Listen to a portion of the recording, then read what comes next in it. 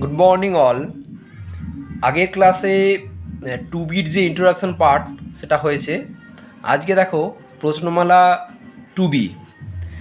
দেখো প্রথমের দিকে লেখা আছে উদাহরণের অঙ্কগুলো দাগ দেবে। উদাহরণে কিছু ইম্পর্টেন্ট অঙ্ক আছে যেগুলো বিশেষ করে সিবিএসসি এনসিআরটিতে পড়েছে, সেগুলো ভালো করে দাগ দেবে। আচ্ছা, 1 নম্বরটা দেখো, এদের যেগুলো দাগ দেওয়া হয়েছে সেগুলোর মধ্যে যদি কোনো সমস্যা হয় সেটা অবশ্যই জানাবে। আমি ডিসকাস করে দেবো। এবারে 1-এর দাগেরটা দেখো, বলছে কোনো নির্ণায়কের যে কোনো দুটি সারি বা স্তম্ভ অভিন্ন হলে তার মান কি হবে। অপশন আছে 4টে, 1, 2, -1 আর কোনোটি নয়। দেখো আমরা জানি এটা থিওরি পোর্শনে পড়া হয়েছে, যে কোনো নির্ণায়কের যে কোনো দুটি সারি বা স্তম্ভ যদি অভেদ হয় বা অভিন্ন হয় বা আইডেন্টিক্যাল হয় তাহলে তার মান 0 হয়। তাহলে এখানে কোনোটি নয় উত্তরটা হবে। 1-এর দাগের উত্তরটা কমপ্লিট হয়ে গেল। 2-এর দাগ দেখো, একটা ডিটারমিনেন্ট বলে দিয়েছে, তার মান 0 বলে দেওয়া আছে। তোমাকে চেয়েছে যে এ বি সি 4টে প্রগতি বলেছে, প্রগতির মধ্যে কোন প্রগতিতে এ বি সি থাকবে। তাহলে ডিটারমিনেন্টটা আমরা ক্যালকুলেশন করব।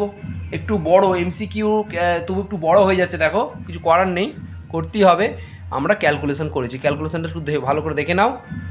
যেমন এক্সপানশন করা হয়, এটাকে রেখে বাদ দিয়ে, নতুন করে বলার কিছু নেই, এটার সাথে এটার গুণ, এটার সাথে এটার গুণ করেছি। দেখো মাইনাস বি দিয়ে, বিটাকে এই পজিশনটাকে বাদ দিয়ে 1, 2 পজিশনকে বাদ দিয়ে এটার সাথে এটার গুণ, এটার সাথে এটার গুণ, প্লাস এটা করে দেখো প্লাস মাইনাস প্লাস এটা করে লাস্ট এই পার্টটা বাদ দিয়ে এটার সাথে এটা করে আলটিমেট কি এসেছে দেখো।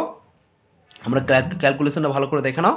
এসেছে দেখো, অতএব b² - AC = 0, বা এখান থেকে পাচ্ছি b² = AC। দেখো এই গুণোত্তর প্রগতি সমান্তর প্রগতি তোমরা যদি একটু খেয়াল করে দেখো, দেখবে যে এ বি সি গুণোত্তর প্রগতিতে থাকবে। এ বি সি গুণোত্তর প্রগতিতে থাকবে একটা শর্ত। কি শর্ত? না b² যদি এসি হয়। b² এসি হলে এবিসি গুণোত্তর প্রগতিতে থাকে। তাহলে আমরা কি পেয়ে গেলাম এখান থেকে b² এসি, তাহলে অতএব পেয়ে গেলাম এবিসি গুণোত্তর প্রগতিতে থাকবে। তাহলে এতগুলো প্রগতির মধ্যে কোন অপশনটা হলো বি। এর দাগে একটা উত্তর দেখো, গুণোত্তর প্রগতি আছে। ঠিক আছে, এবারে নেক্সট 3-এর দাগটা দেখো। 3-এর দাগের এটা বলে দেওয়া আছে। এবারে বলে দিয়েছে যে এর একটি বীজ -9, একটি বীজ, এটা সমীকরণ একটা, এটা যদি এক্সপানশন করা হয়, বিস্তৃত করা একটা সমীকরণ পাবো। সেই সমীকরণটির একটি বীজ বলে দিয়েছে -9, তাহলে অপর বীজগুলো কি কি। দেখো এটা ত্রিঘাত সমীকরণ দেখতেই পাচ্ছ, একটা ত্রিঘাত সমীকরণ আসছে এখানে। ক্যালকুলেশন করে দেখো, একটা ত্রিঘাত সমীকরণ এসেছে। কি সমীকরণ? না x³ - 67x + 126 = 0, একটা ত্রিঘাত সমীকরণ এসছে। ত্রিঘাত সমীকরণকে আমরা সমাধান করি মনে করে দেখো ভ্যানিসিং ফ্যাক্টর পদ্ধতিতে আমরা করি। -9 একটা উৎপাদক বলে দিয়েছে, -9 একটা বীজ বলে দিয়েছে। যদি এই সমীকরণের x³ - 67x + 126 = 0, এই সমীকরণের যদি একটি বীজ -9 হয়, তাহলে x + 9 হবে এর একটা উৎপাদক। কী হবে? x + 9 একটা উৎপাদক। ভ্যানিসিং ফ্যাক্টর যেমন করে করতে হয়, 3বার আমি x + 9 লিখলাম। লিখে এবারে এর সঙ্গে অ্যাডজাস্ট করা হচ্ছে। দেখো x² তবে তো x³ হবে, তাহলে x² এখানে নিয়েছি। কি হচ্ছে? x³ + 9x, কী হয়েছে? +9x², তাহলে এখানে 9x² তো নেই, তাহলে -9x² এখানে অ্যাডজাস্ট করলাম। -9x², আর দেখো এখানে -9x লিখে দিলাম। কেন? -9xটাকে আনতে হবে, 9x²টাকে আনতে হবে, -9x²। তাহলে এই দুটো গুণ করলে কি হচ্ছে? -9x²। এইটা মাইনাস, প্লাসে মাইনাসে মাইনাস, 9 × 81x, 81x। এখানে কত আছে? -81x হচ্ছে, এখানে আছে -67x। তাহলে আমাকে কি করতে হবে? -81 বেশি নেওয়া হয়ে গেছে, তাহলে +14, -81 প্লাস 14 করলে দেখবে হবে -67। তাহলে +14 নেওয়া হলো, তাহলে +14x, দেখো +14x আর এখানে -81x অ্যাডজাস্ট করলে হবে -67x। তারপরে 9 14 126। ভ্যানিসি ফ্যাক্টর যারা জানো তাদের কোনো সমস্যা নেই, তবুও আমি আরেকবার বলে দিলাম। দেখো x + 9 কমন চলে গেল, কী পড়ে রইল x² - 9x + 14, x² - 9x + 14। এই যে x² - 9x + 14 এটা একটা মিডিল টার্ম ফ্যাক্টর করে এটা আসবে। তোমার বাড়িতে করে দেখবে, MCQ বলে আমি আর বেশি করিনি, একবারে করে দিয়েছি। x + 9 x - 2 আর x - 7 এখান থেকে আসবে দেখবে। তাহলে হয়ে গেল, এখান থেকে -9 তো অলরেডি ছিল, তার সঙ্গে এলো 2 এলো আর 7 এলো। x - 2 = 0 করলে 2 আসবে, আর x - 7 = 0 করলে 7 আসবে। তাহলে বুঝতে পেরেছো? তাহলে -9 বাদে বাকি দুটো বীজ কে কে হলো? 2 আর 7। তাহলে সি এরটা উত্তর 2 7। ক্লিয়ার? 4-এর দাগেরটা দেখো দিয়ে দিয়েছে, বাঁ দিক ডান দিক দিয়ে দিয়েছে। এবারে এখান থেকে তোমাকে টি এর মানটা বের করতে বলেছে। তাহলে বাঁ দিকটা যেমন আছে তেমন থাকলো, ডান দিকটা আমরা ক্যালকুলেশন করা হয়েছে। দেখো ডান দিকটা ক্যালকুলেশন করা বলতে কি না, ফার্স্ট রোয়ের সাপেক্ষে আমরা এক্সপানশন করেছি। দেখো এক্সপানশন করা হয়েছে, করে এখান থেকে সহগগুলোকে সমান করে আমরা কিন্তু টি এর মানটা বের করতে পারছি। দেখো যেহেতু MCQ সেহেতু বেশি করে করার দরকার নেই, বেশি খাটারও দরকার নেই। তোমাকে এখান থেকে আইডিয়া করে বুঝতে হবে যে টি এর মান কী হবে। একটু খেয়াল করে দেখো, একটু এখানে ডিসকাস না করলে বুঝতে পারবে না। দেখো একটু খেয়াল করে এখানে কি আছে, p λ⁴ plus q λ³ plus r λ² plus s λ plus t। দেখো টিটা কনস্ট্যান্ট টার্ম, তাহলে কনস্ট্যান্ট টার্ম বাঁ দিকের কনস্ট্যান্ট টার্মের সঙ্গে ডান দিকের কনস্ট্যান্ট টার্ম নিশ্চয়ই সমান হবে। তাহলে ডান দিকে কনস্ট্যান্ট টার্মটা কে আসছে আমরা দেখব। একটু খেয়াল করে দেখো, বেশি ক্যালকুলেশন করিনি আমি। এখানে কি আছে, λ² প্লাস 3 λ, এখানে দুটোতেই ল্যামডা বা চলরাশিটা আছে, ল্যামডাটা এখানে আছে। তাহলে এখান থেকে নিশ্চয়ই কনস্ট্যান্ট আসার কোনো সম্ভাবনা নেই, কারণ এখানে যদি কনস্ট্যান্ট এসেও থাকে, এখানে তো ল্যামডা আছে, λ² আছে। তাহলে আলটিমেট গুণ করে কিন্তু এখানে কনস্ট্যান্ট টার্ম বা ধ্রুবক সংখ্যা আসবে না। তাহলে এটা বাদ দিয়ে দাও। আমাকে টি এর সঙ্গে সহগ সমান করতে হবে, মানে কি আমাকে কনস্ট্যান্টটাকে দেখতে হবে। এখানে দেখো λ-1 আছে, λ-1 এখানে দেখো কনস্ট্যান্ট আছে, তাহলে কিন্তু এখানে কনস্ট্যান্ট আসার সম্ভাবনা আছে এবং হবে। দেখো একটু খেয়াল করে, 3 λ² গুণ করলে 3 λ² মাইনাস 3 ল্যামডা, এটা কি হচ্ছে দেখো, আবার এই দুটোকে গুণ করলে একটু খেয়াল করে দেখো কনস্ট্যান্ট টার্মটা একটা আসছে, এখানে কিন্তু কনস্ট্যান্ট টার্ম আসছে না, এটা 3 ল্যামডা হয়ে যাচ্ছে। এখান থেকে দেখো আসছে একটা কি, দেখো এই যে -4 আর -3 গুণ করলে হচ্ছে +12, 3 4 12, 12 + 12, এখানে একটা মাইনাস আছে, তাহলে -12। তাহলে এখানটা হয়ে গেল -12, এই টার্মটা হয়ে গেল -12, তার সঙ্গে -1 গুণ করে হচ্ছে কত, +12। এখান থেকে আবার বলছি দেখো, এখান থেকে -12 আসছে, এখানে -1 গুণ করলে হবে +12, আবার এখানে একটা মাইনাস আছে, আলটিমেট -12 হলো। তাহলে এখান থেকে টোটাল কনস্ট্যান্ট টার্মটা আসছে -12। এখান থেকে কি কনস্ট্যান্ট টার্মটা আসছে দেখো, এখানে λ-3 আছে, মানে এখানে কনস্ট্যান্ট টার্ম আছে। এখানে কনস্ট্যান্ট টার্ম কি আসছে দেখো, এটা দেখো এখানে কনস্ট্যান্ট টার্ম আসছে কি -3। খেয়াল করে দেখো, এখানে প্লাস আছে কোনো সমস্যা নেই, এখানে আসছে -3, যে +-1 আর +3 প্লাসে মাইনাসে -3, এটা -3 হলো। আর এখান থেকে কত আসছে না, -6, তাহলে -3 -6 -9, এখান থেকে আসছে -9। কিন্তু এখানে আবার কি হয়েছে দেখো একটু খেয়াল করে, এটা হচ্ছে, আমি আরেকবার বলছি, -3 আর কি হচ্ছে এটা -6, -3 আর -6 কত হচ্ছে -9, আর এখানে কি হয়ে গেল,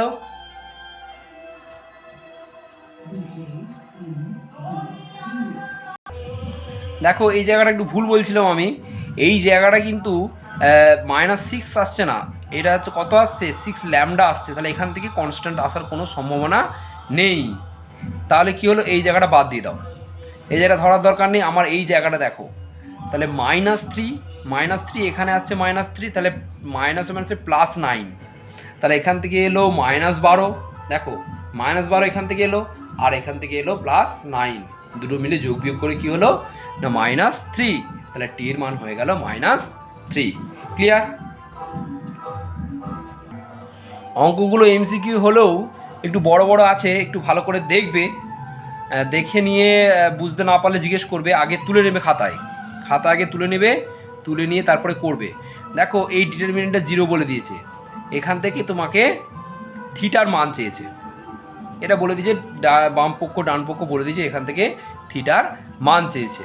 অঙ্কটা ভালো করে তুলে নাও, যেমনভাবে আমরা করেছি, করে কাটাকুটি হয়েছে, কাটাকুটি আলটিমেট এসেছে 2 + 4 sin 4 θ = 0, এটা এসেছে 2 + sin 4 sin 4 θ = 0।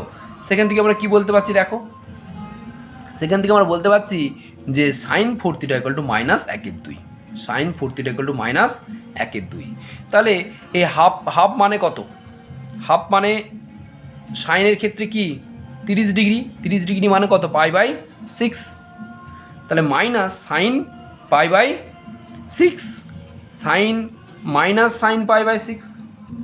এবারে দেখো এই জায়গাটা খেয়াল করে দেখো, এখন আমাকে একটা মানই কি হতে পারে না দুটো মান হতে পারে, সেটা দেখার জন্যে একবার আমি লিখলাম sin π + π/6।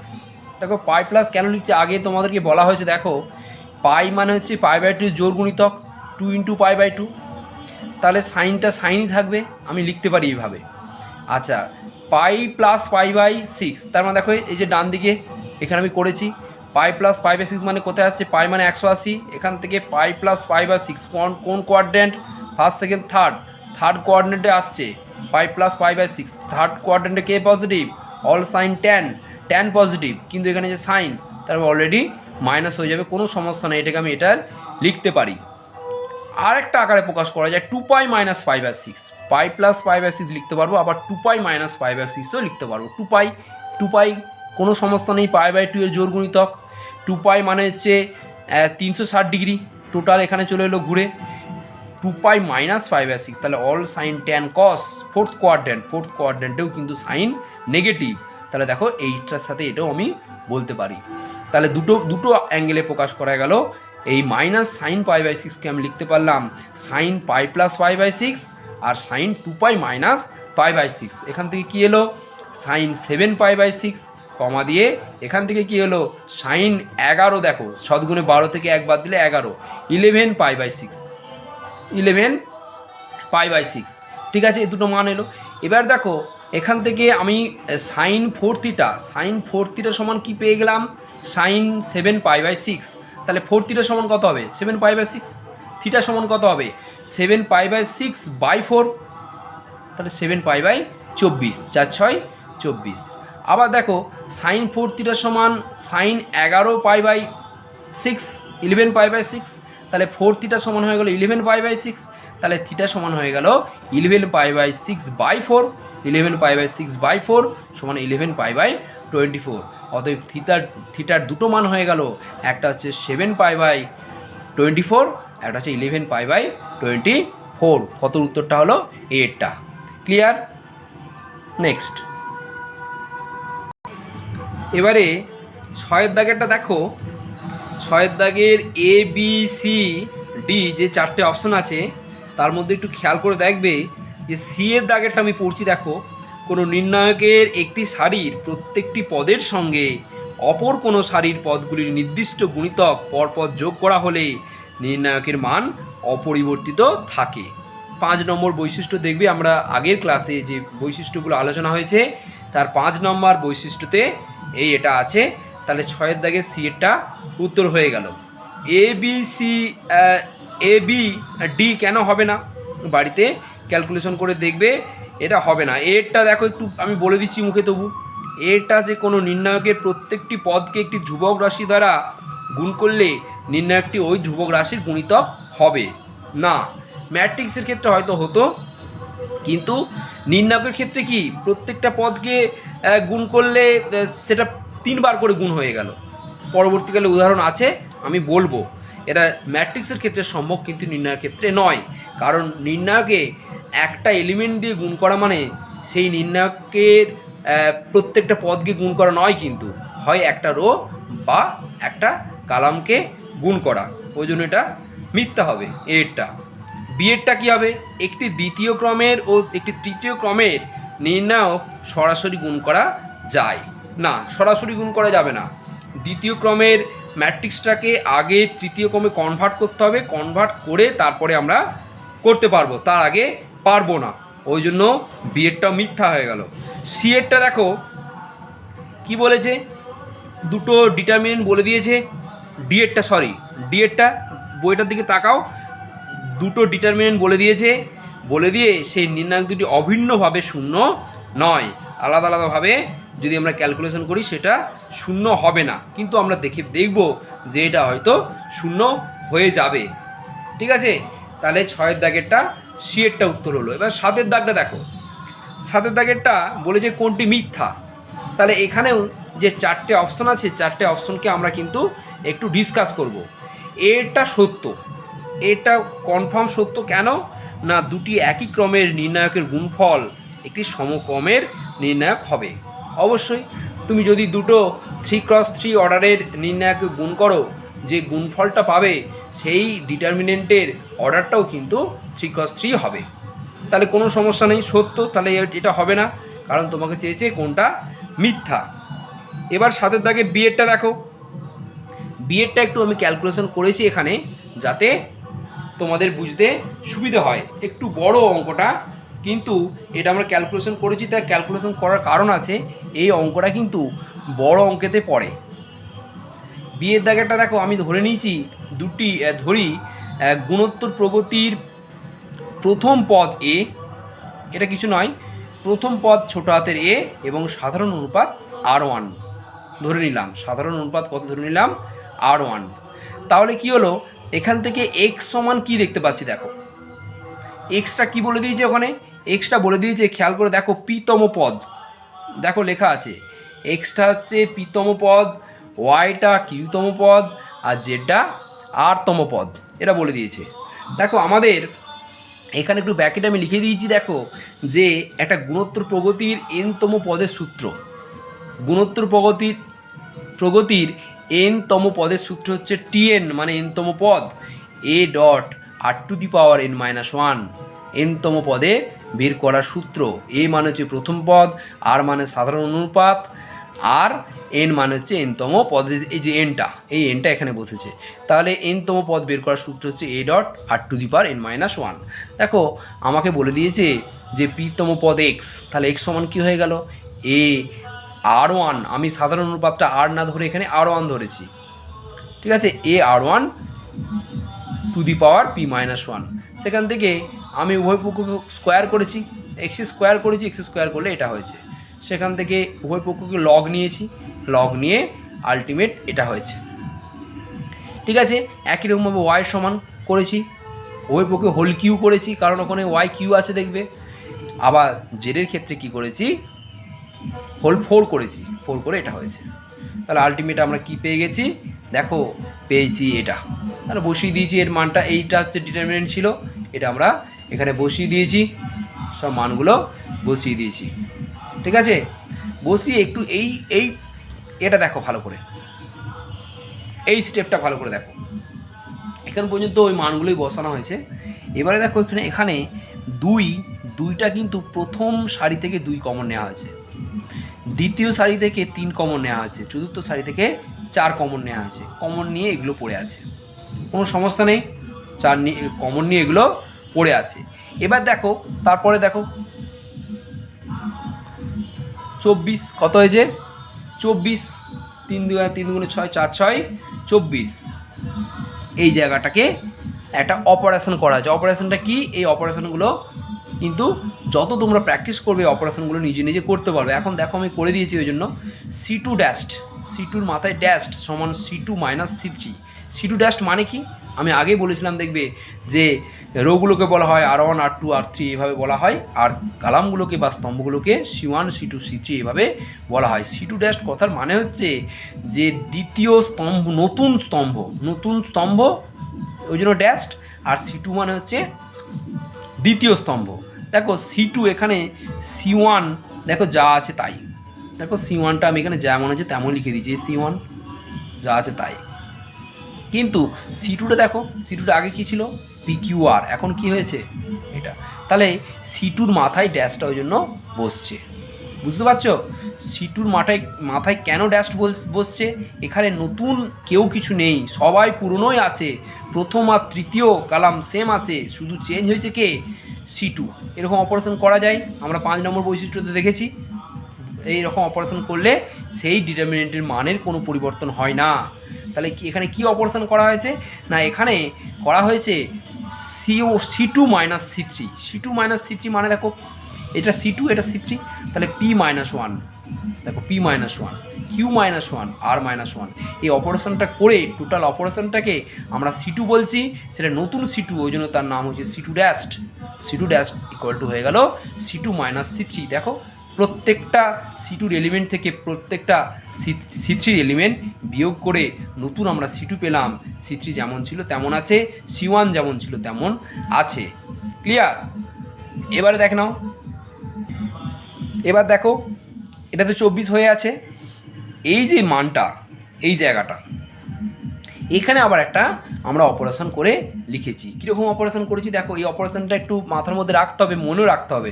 এগুলো কিছু কিছু অপারেশন আছে যে মনে রাখতে হবে যে ওই ডিটারমিনেন্টের ক্ষেত্রে ওই অপারেশনটাই করতে হবে, অন্য কোনো অপারেশন করলে কিন্তু মিলবে না। এটা খানিকটা বুঝে মুখস্থ করার মতন ব্যাপার। দেখো C1 ড্যাশড, নতুন করে C1 ড্যাশড হয়েছে, এই যে এখানে দেখো C1 যা ছিল নতুন C1 একবারে হুবহু চেঞ্জ হয়ে গেছে, C1 ড্যাশড কেমন করে হয়েছে? C1 ড্যাশড হয়েছে, এই অপারেশনটা মনে রাখতে হবে, C1 minus log R1 into C2 minus log A into C3। দেখো আমি একটা অন্তত বলে দিচ্ছি, তাহলে C1 ড্যাশ কী হচ্ছে, C1 মাইনাস এটা C1 মাইনাস এর সাথে যদি লগ গুণ করো লগ R1 C2 মানে এই P-1 এর সাথে লগ R1 গুণ করলে দেখো এই টার্মটা আসছে, লগ R1 গুণ করলে এই টার্মটা আসছে, দেখো P-1 এর সাথে লগ R1 গুণ করলে, ঠিক আছে, এই টার্মটা চলে এলো। আচ্ছা এখানে দেখো C3-র সঙ্গে লগ এ গুণ হয়েছে, C3-কে 1 সাথে লগ এ গুণ করলে কী হবে, লগে হবে। তাহলে এই টোটালটা টার্ম থেকে যদি এর সাথে লগ R1 গুণ করে আবার এর সাথে লগ এ গুণ করে বিয়োগ করা হয়, দেখবে সবই চলে যাবে। এই যে অপারেশনটা লগ R1 ইন্টু C2 আর লগ এ ইন্টু C3 করলে হুবহু এটাই চলে আসছে, তাহলে ওই জন্য বিয়োগ করলে একটু ভালো করে বাড়িতে ক্যালকুলেশন করে ভেবে দেখবে যে এইটা থেকে যদি এই অপারেশনটা করে বিয়োগ করি তাহলে এই পার্টটা টোটালটা এইগুলো করার ফলে টোটালটা এটাই চলে আসছে, তাহলে এটা মাইনাস এটা, তারপরে নিজে থেকে নিজেকে বিয়োগ করলে হয়ে গেল 0।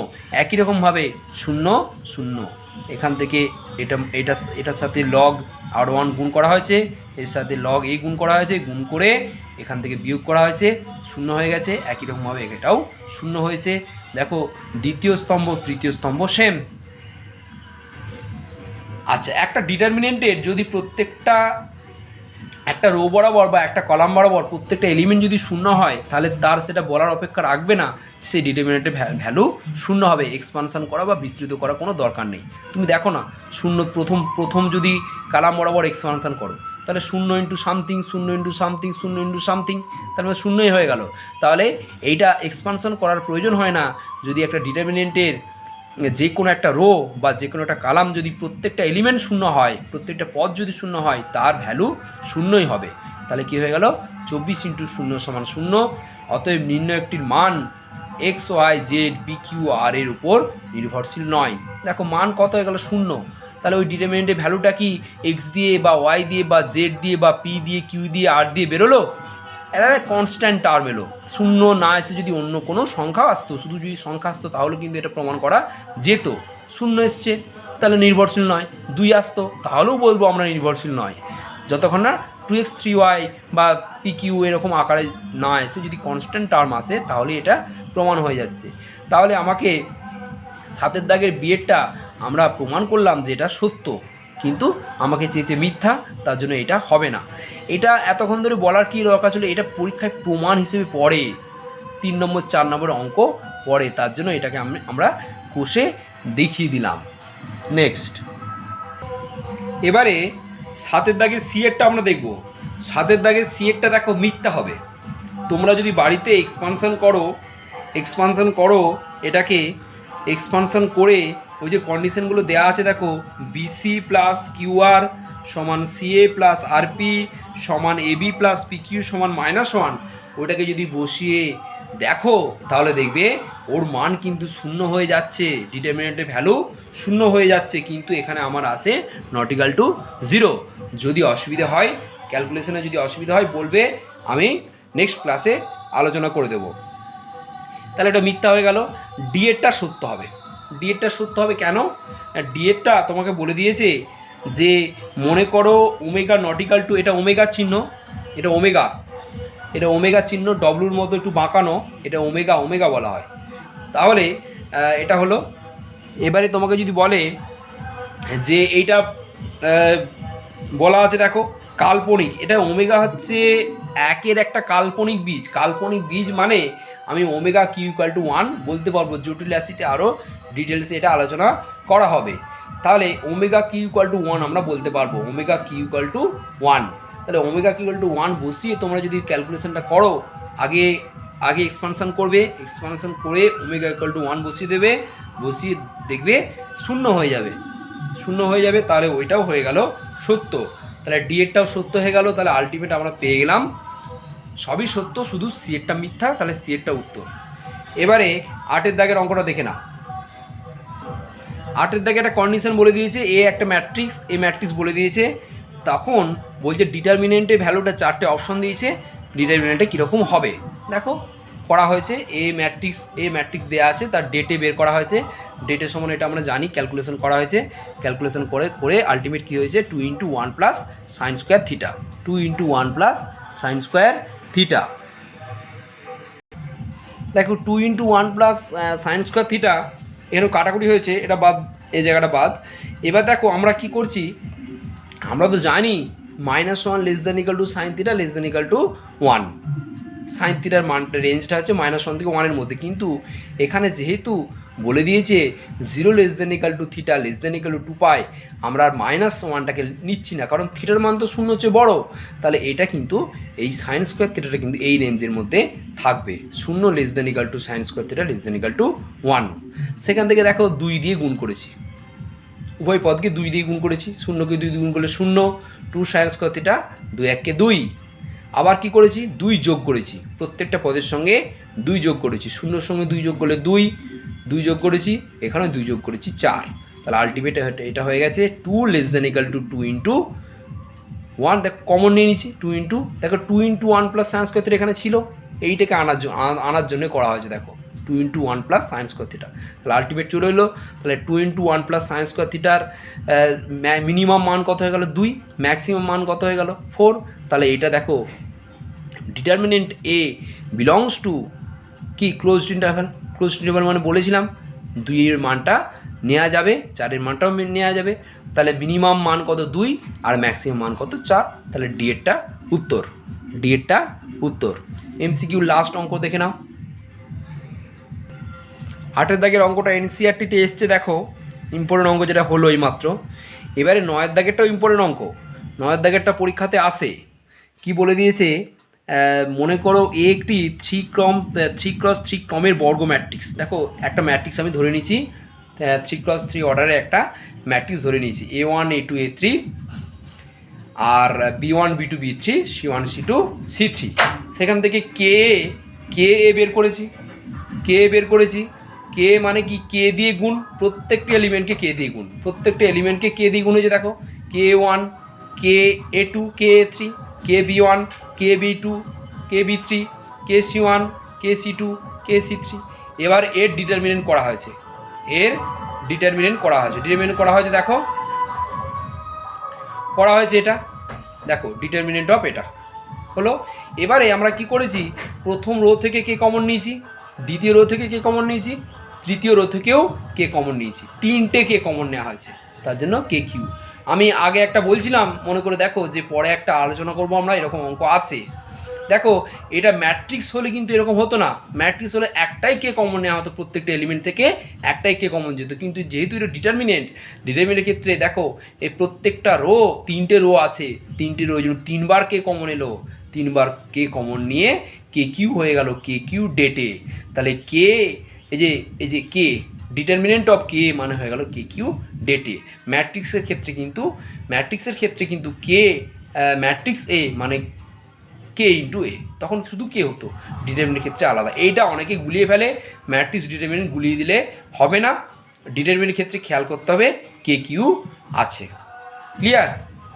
তাহলে এটা পার্টটা শেষ হলো, আজকের এই পার্টটা শেষ হলো, এমসিকিউ পার্টটা শেষ হলো। ক্লিয়ার?